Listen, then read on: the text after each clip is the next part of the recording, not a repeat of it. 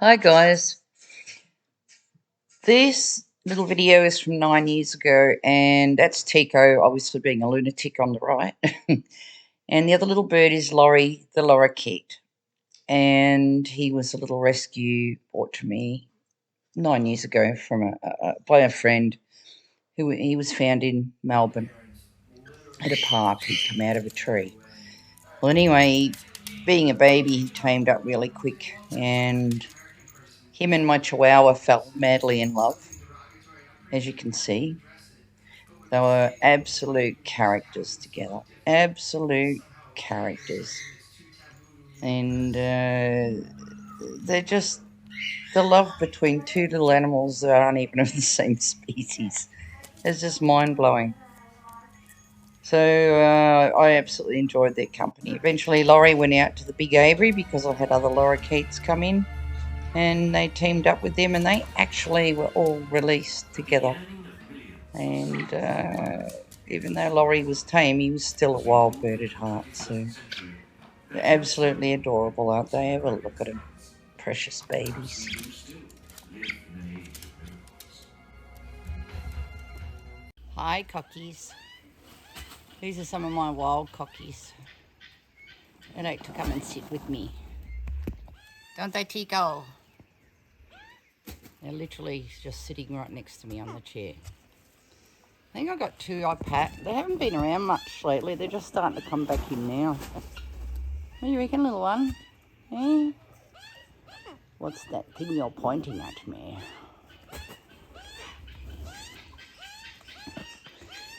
Yeah, funny little guys.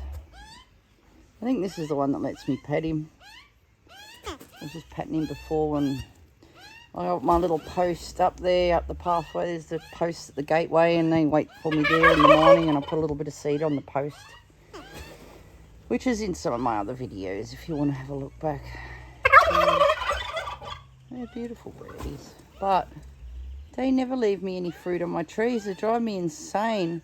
I've got a pear tree there. It's about 50 million 100 feet high, and it's been planted like, I planted it like, God, I don't know how long ago, cocky baby. That one that's sticking out over the top there, full of fruit. Absolutely chuckers full of fruit. Do you think I've ever had a pear off of it? No. Because these little buggers, these big white buggers, steal it all on me. Don't yous? Don't they, Tiko? They eat more than you do. Yes.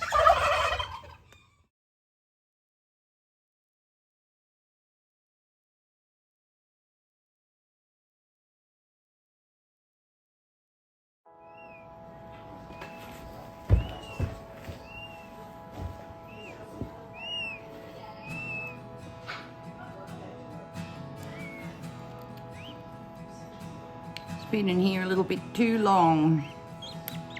Haven't you, Baba? Yeah.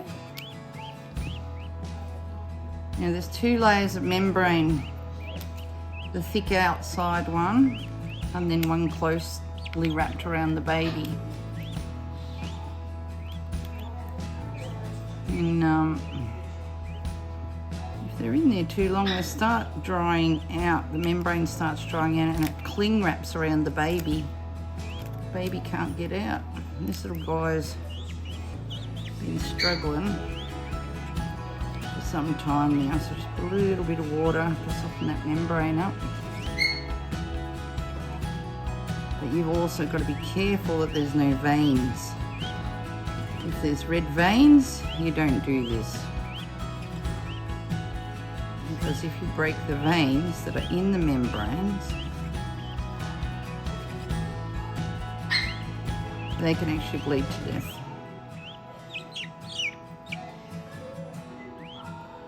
And this is a little baby peacock.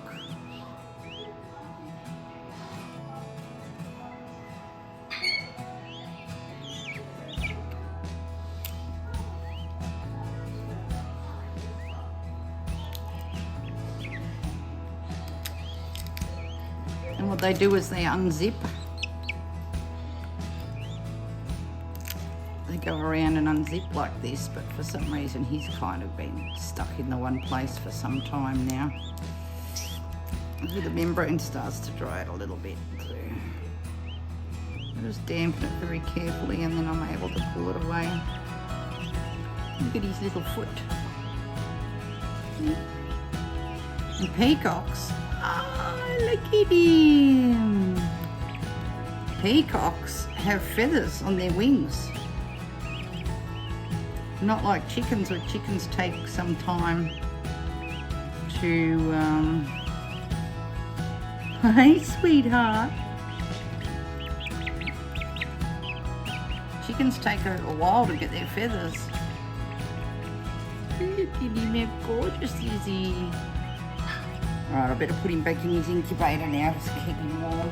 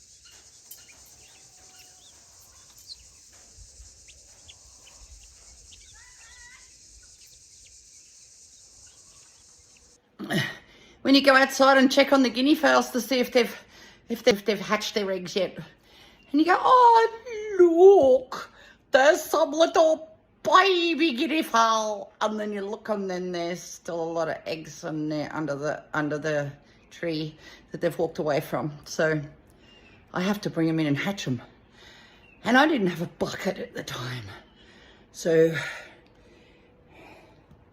here's all the guinea fowl eggs. My God, then to top it off, I got to put them in the incubator where I think everything's finished hatching.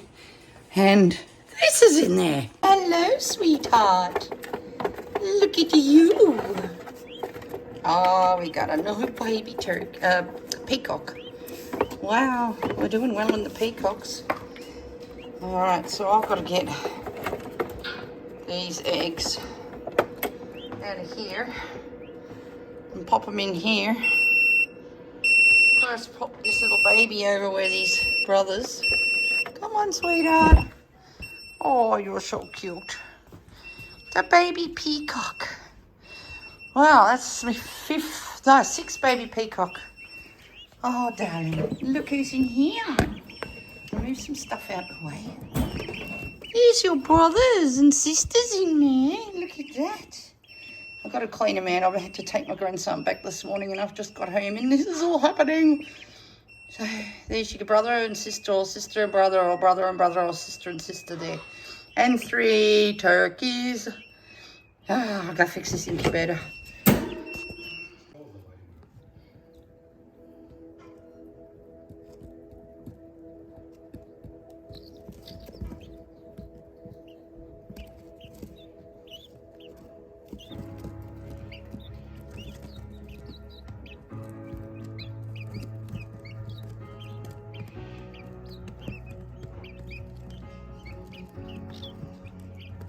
Tiny, tiny, tiny, teeny baby guinea fowl that have hatched over the last 2 days.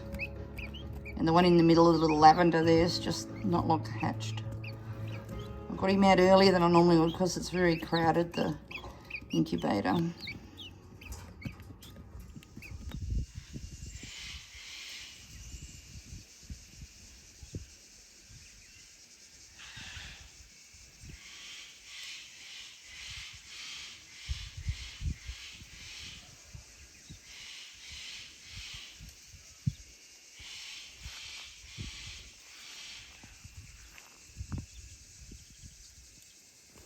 I think the broccoli's done. I'm going to let it seed though. I'll just leave it here and let it seed, and it can drop its seeds. They're all its seed pods there. I'll let the seeds drop into the ground and they can grow back again on their own. It's the best way to have things. See all the bug damage? Not that it matters. But you take some leaves of this too over to your birds, the chickens and that, they love it. Every now and then I just break a leaf off and take it into them. They love it.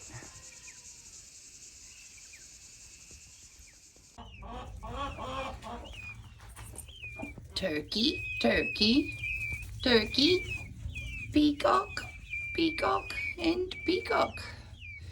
They're out running around in the big brooder box that I made a few months back. Got the heat lamp there, which I've just turned off because I don't need it during the day. But it's good, they got their little window. They can watch the other peacocks at the mamas there with the babies. Look how well they're doing. They're going really good. So they're their actual brothers and sisters. If you remember, I bought the eggs in that she left, which is common for poultry, and I finished hatching them inside. So we ended up with 6 beautiful little peas, and they'll be for sale when they're older, when I know what sex they are. It helps fund the feeding of all the beasties in here,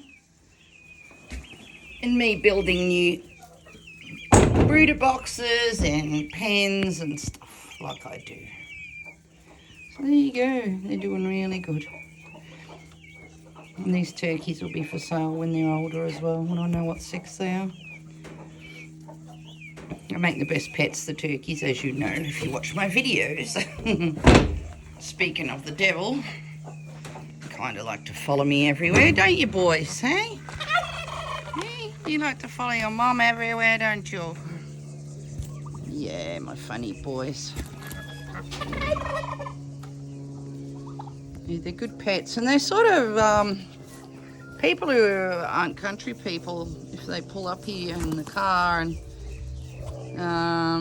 they can actually be scared of them and won't get out, because I suppose they're pretty big birds. You know, if you don't know what they are, they can be a bit overwhelming, can't you, boys?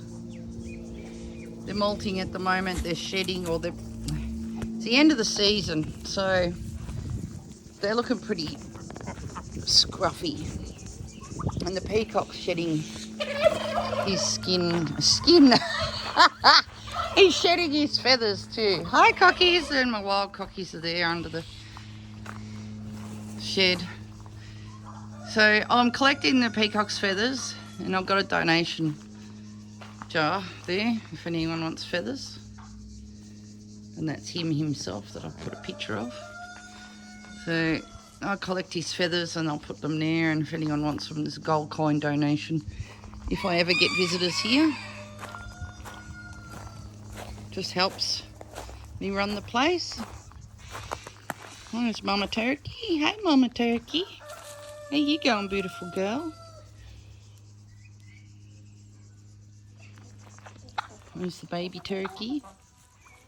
He or she will be for sale soon, once I know what sex they are. Cocky baby's got a visitor. Who's that, cocky baby? Mr. Cheeky Bum? Who's that? Oh, you scared him off. Yeah, that's right, you big tough boy.